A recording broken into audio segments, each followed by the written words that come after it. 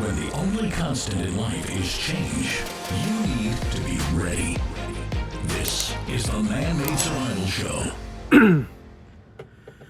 Hello everyone, welcome back to the Man-Made Survival Show. Today what we're going to be talking about is a lot of things that of course are going on around the country and things that we can do as people and as preppers to prepare for the things that are going on around the country and that could potentially follow and go towards a place that we've never been before.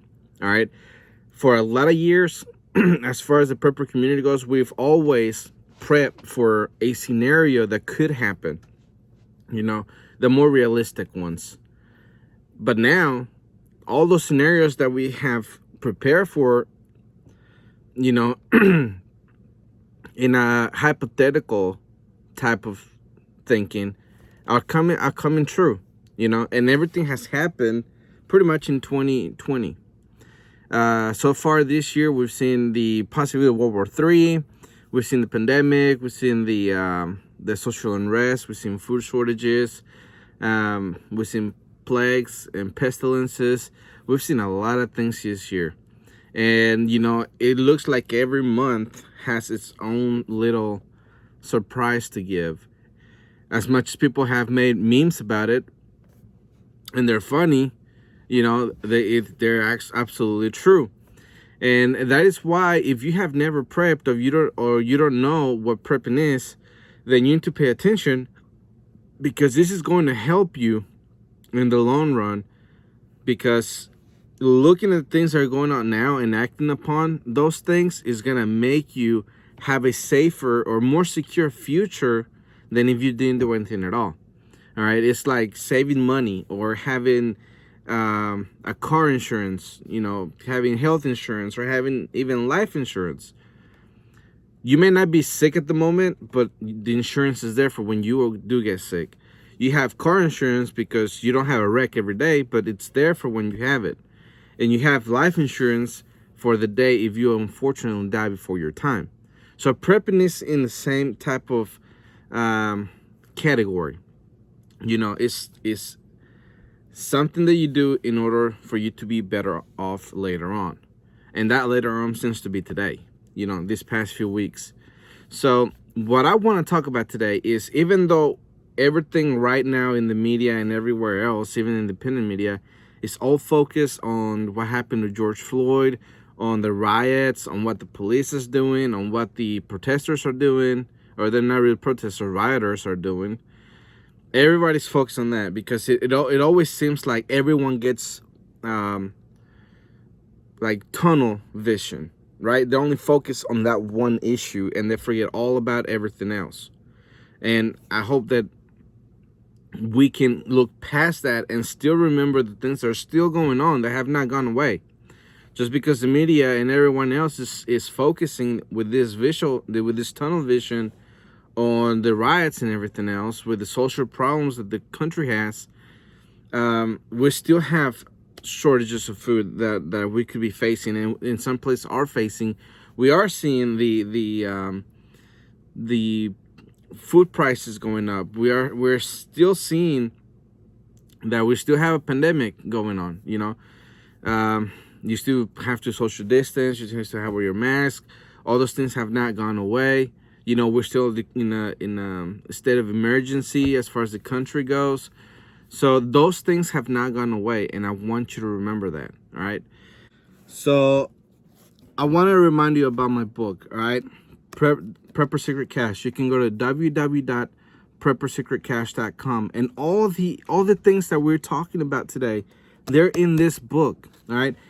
Times like this is when you need a book like mine, because it gives you the tips you need. It gives you the scenarios you're gonna face. It's gonna give you how to make a plan and all these things that were going on. All right. It's gonna give you what to store with the food, which is something we're talking about today. All right. It's gonna show you how to prepare for the civil unrest that we're seeing, the rioting, everything that we're seeing today. It's in this book. All right. I'm gonna give you the list of things that I said that you could prepare for, and you tell me how many of these have we not faced in the past 6 months of 2020.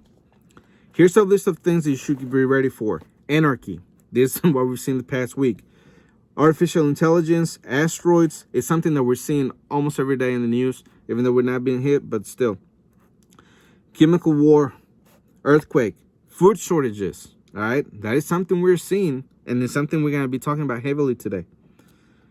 Government martial law. What did Trump just say in the past few days? All right? Hurricanes. We're hurricane season. All right, so it's in this. Nuclear war. Right now we're in a big threat of going to war against China. Civil unrest. It's exactly what we're seeing right now. All right? Tsunamis, depending on where you live. Tornadoes, depending on where you live. And water shortages. All right, which is something that has also come out in the recent weeks.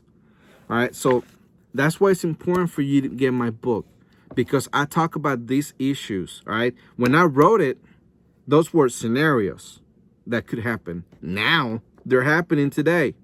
So that's why it's important for you to get this book, get the knowledge that's in it, get the information and act on it. That way you can be prepared for whatever happens. All right, a lot of people did not see the riots coming, and a lot of their businesses were burned up. A lot of their stuff was looted. All right, so there were people who were saying that we're gonna go to their homes and start doing chaos there. They did not see that coming. Some were not prepared for it. Some got prepared at the very last minute, as I shared before. All right, so that's why it's important for you to get the book. All right, go to www.prepperssecretcache.com and you can order it from there. The book is free. All we need your help is with shipping. And remember, you have to type in www with the title in order to be able to access the website, or just click the link below. All right, so right now, what I want to start with is this headline right here. Millions of Americans skip payments as tidal wave of defaults and evictions loom. This from NPR.org. Americans are skipping payments on mortgages, auto loans, and other bills. Normally, that could mean massive foreclosures, evictions, car repossessions, and people's credit getting destroyed. But much of that has been put on pause. Help from Congress and leniency from lenders have kept impending financial disaster at bay for millions of people. But that may not last for long. The problem is that these efforts aim to create a financial bridge to the future for people who've lost their income in the pandemic, but the bridge is only half built. For one thing, the help isn't still reaching many people who need it.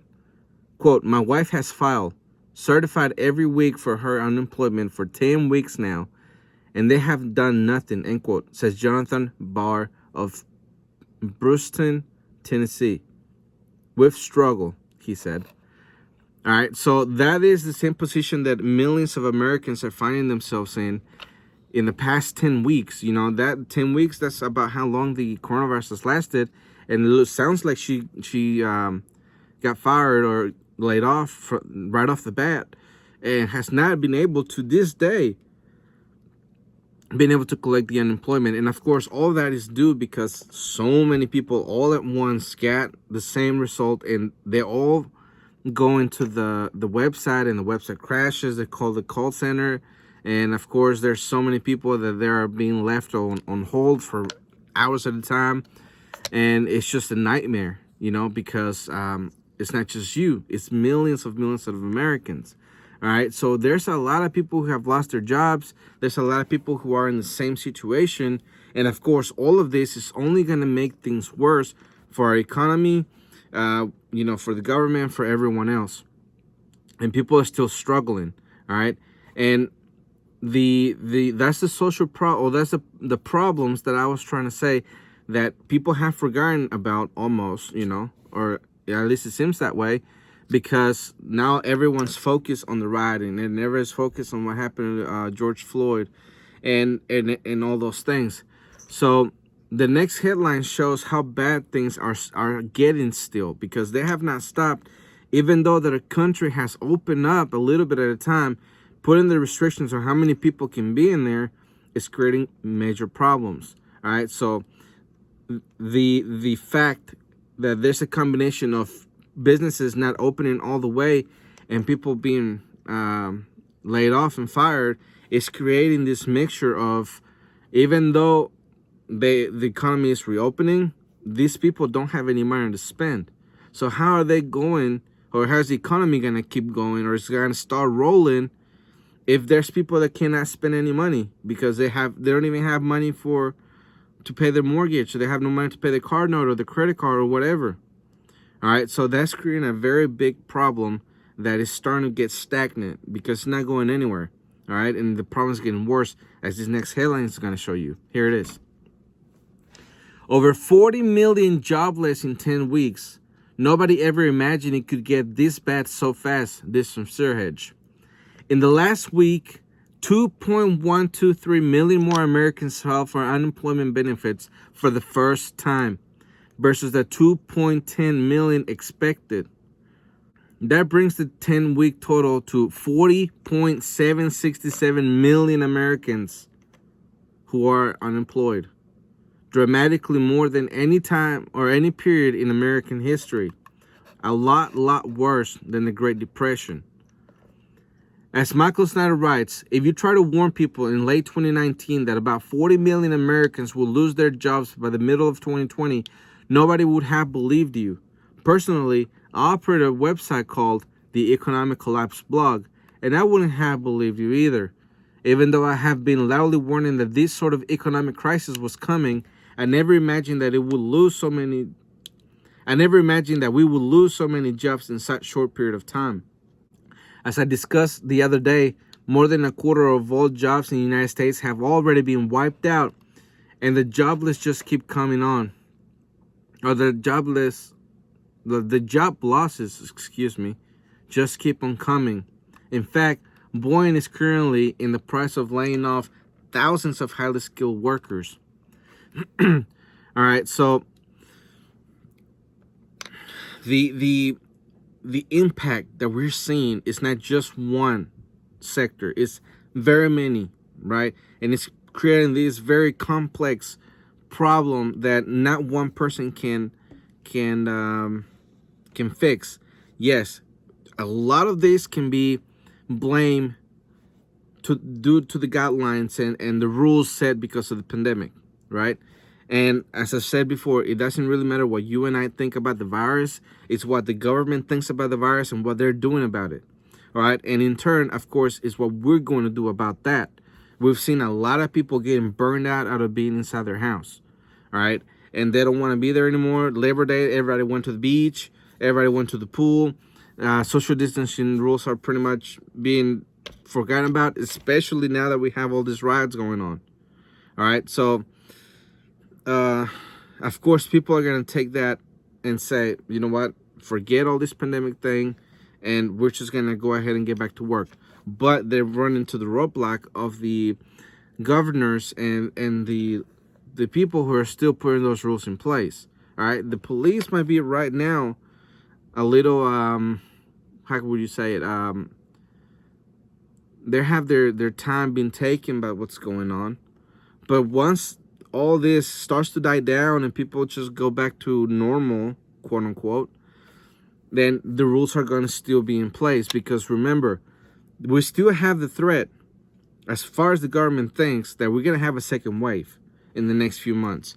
Once the fall starts rolling around, we may not even have our kids go to school. You know, college students may not even go to school because they can't afford it. You know, there's no jobs and stuff.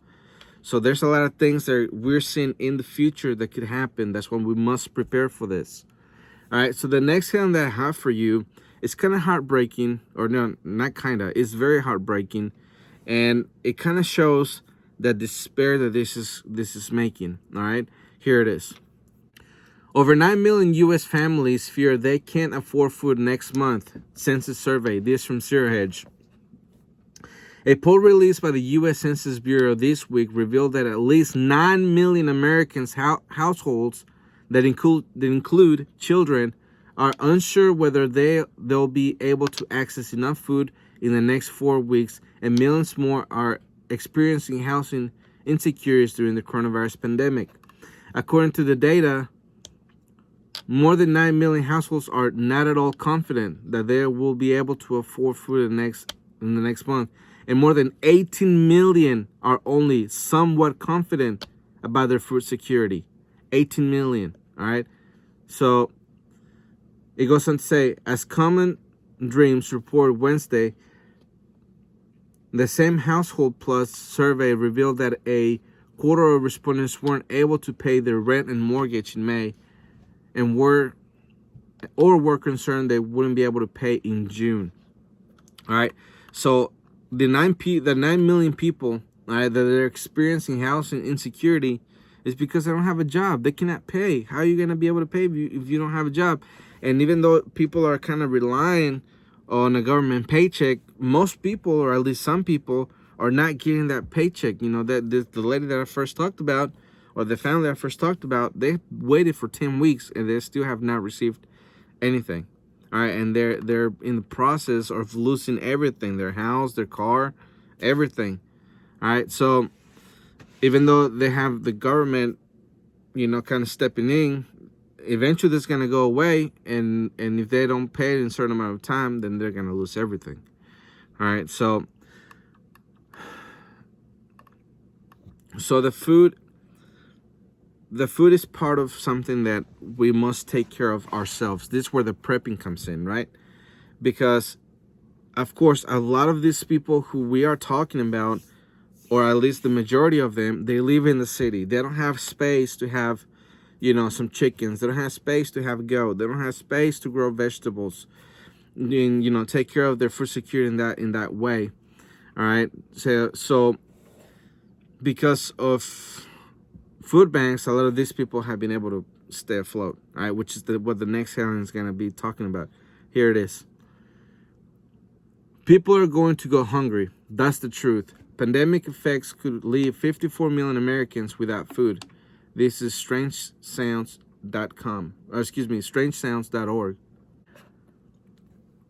The catastrophic economic fallout caused by the coronavirus pandemic is said to leave tens of millions of people unable to buy enough food to feed their families. Overall, about 54 million people across the U.S. could go hungry without help from food banks, food stamps, and other aid, according to an analysis by Feeding America.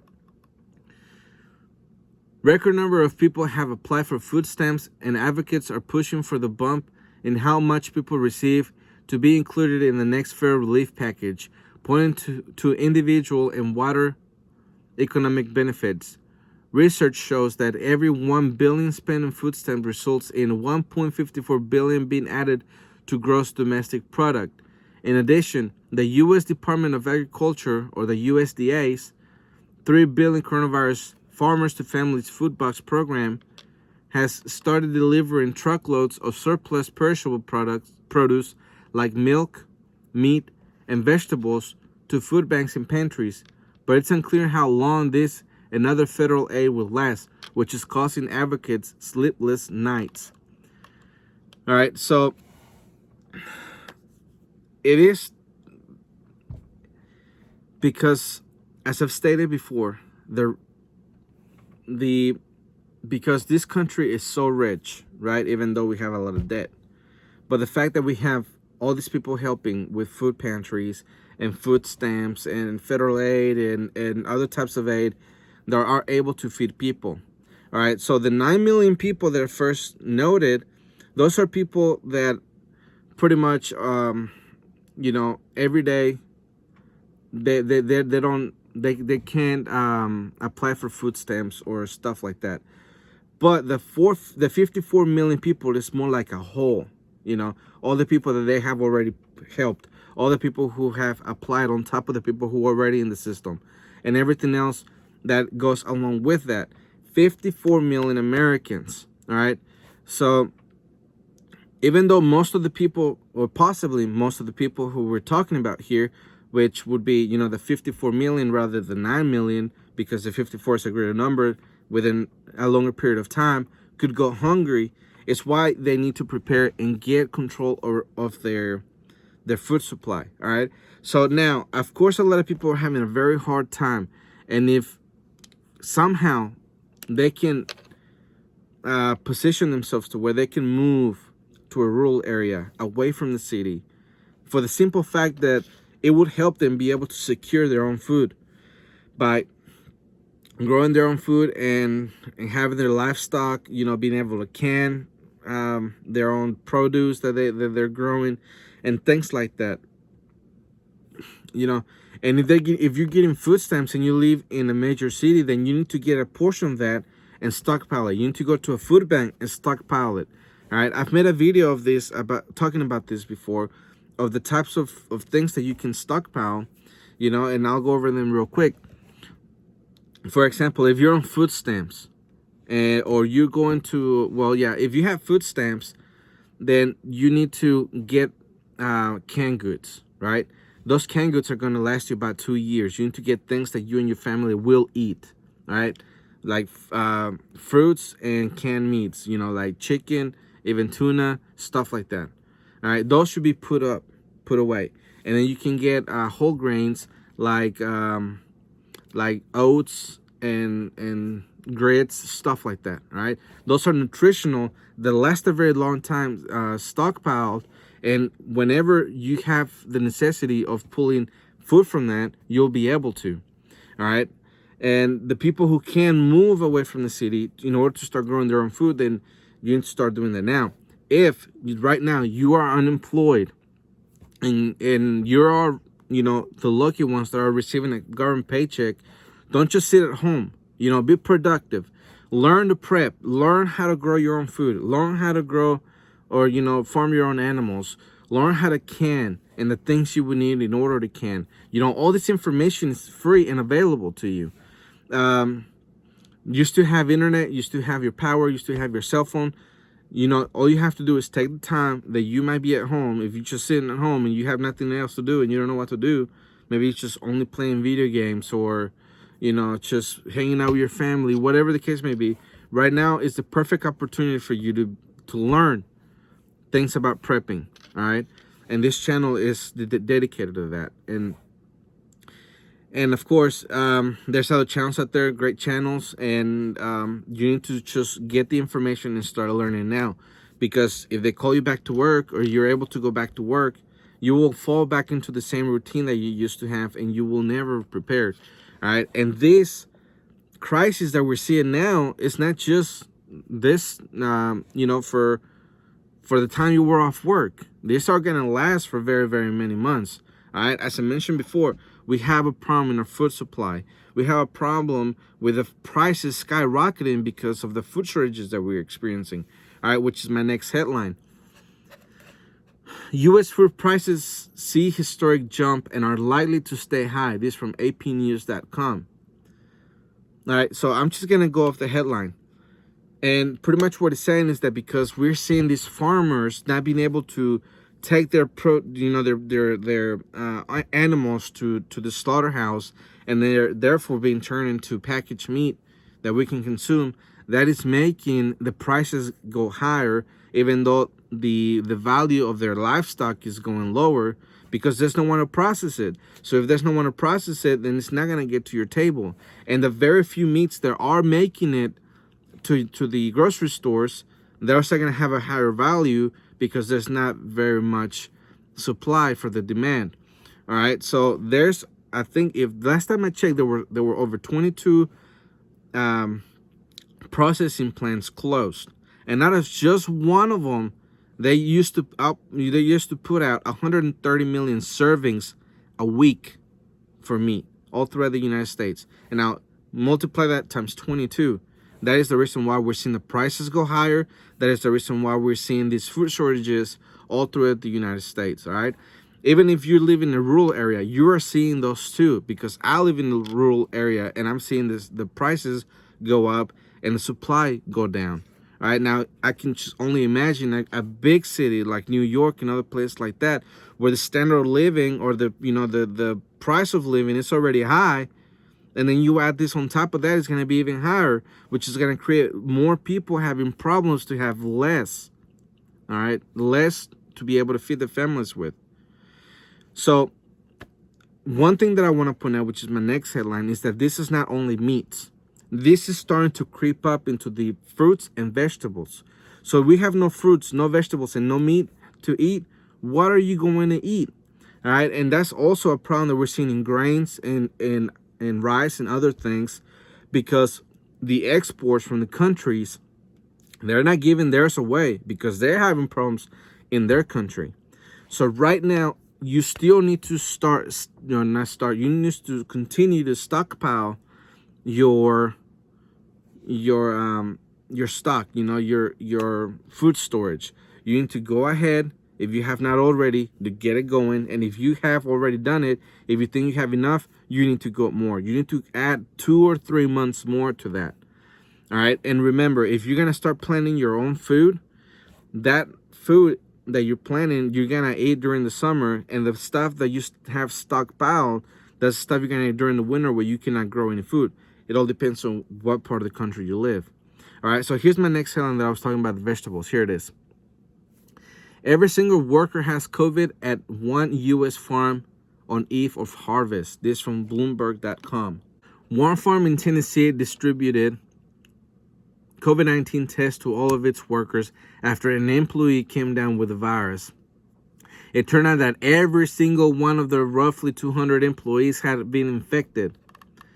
The outbreak underscores the latest pandemic threat to food supply. All right, before I continue any further, I want to say, I want to just point out, and call me crazy, but it's kind of suspicious that everybody has it, and only one guy probably got sick and went to the doctor to find out. All right, we have seen a lot of reports, especially in other countries, that the test kits that they have are bad, that they tested fruit, they tested animals, they tested dirt, and everything came back with coronavirus.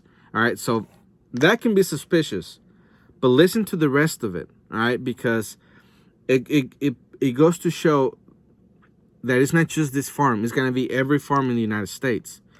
If they start having this problem, they're going to get the crackdown. Here's what the article goes on to say. The outbreaks underscore the latest pandemic threat to food supply. Farm workers are getting sick and spreading the illness just as the U.S. heads into a peak of the summer produce season. Aside from the most immediate concern, the grave danger that farmhands face, the outbreak could also create labor shortages at the worst possible time. Produce crops such as berries have a short lifespan, with only a couple of weeks during which they can be harvested. If a farm doesn't have enough workers to collect crops in the window, they're done for the season and the fruit will rot. A spike in viruses case among workers may mean shortages of some fruits and vegetables at the grocery stores, along with higher prices. We're watching very, very nervously. The agriculture harvest season is only starting now, said Michael Dell, Executive Director of the Northwest Workers Justice Project in Portland, Oregon, and a lawyer who has represented farm workers for 40 years. I don't think we're ready. I don't think we're prepared. All right, so that is what you have to prepare now, because they're warning you. All right, let me read that line again. If a farm doesn't have enough workers to collect crops in that window, they're done for the season and the fruit will rot. A spike in viral cases workers mean shortages of some fruits and vegetables at the grocery store, along with higher prices.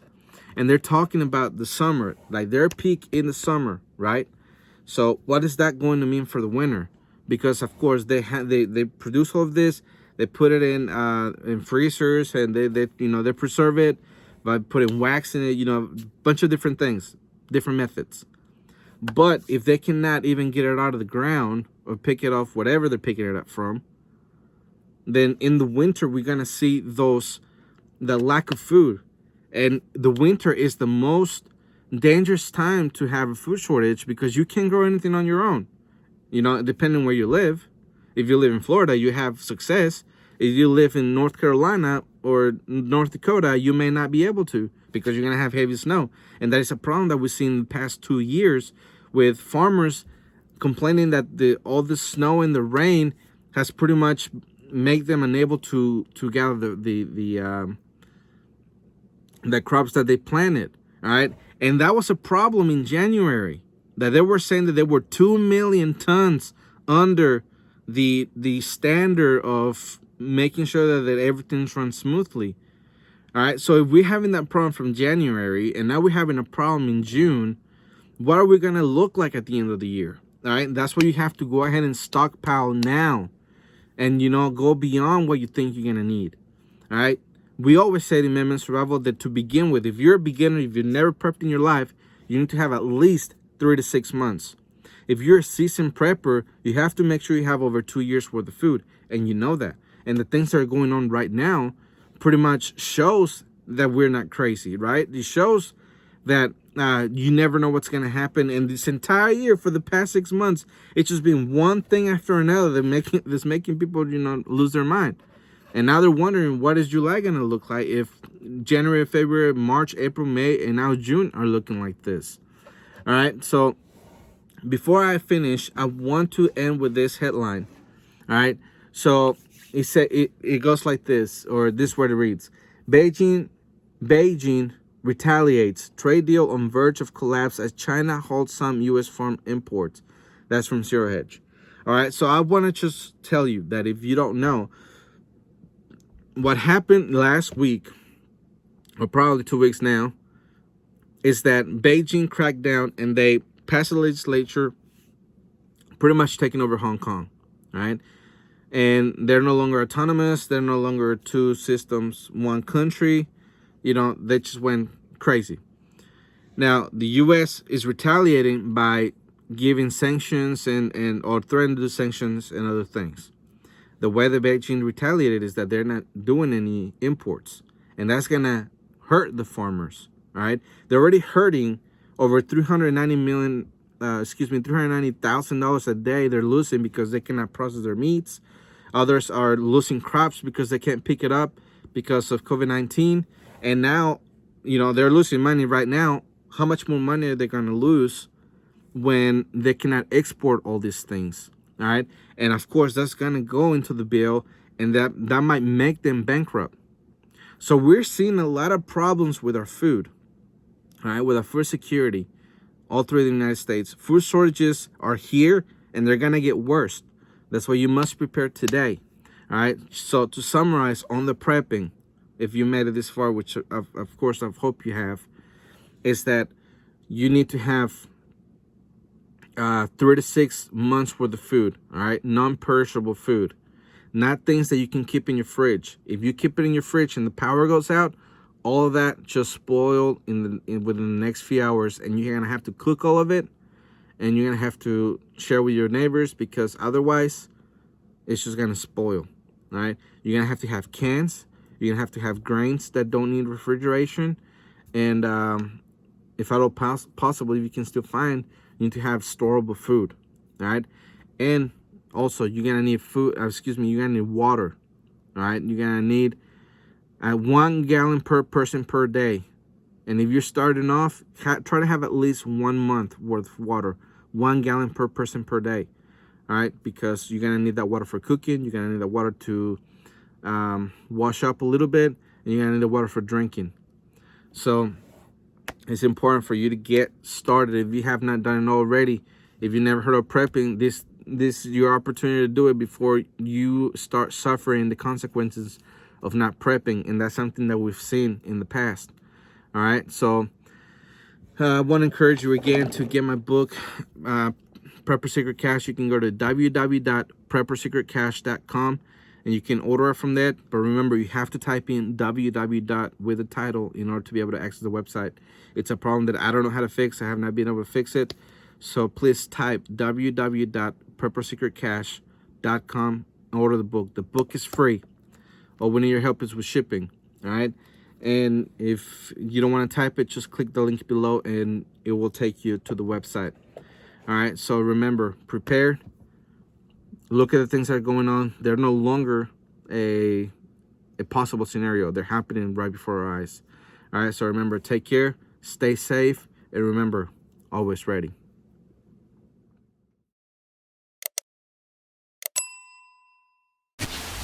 The Man-Made Survival Show.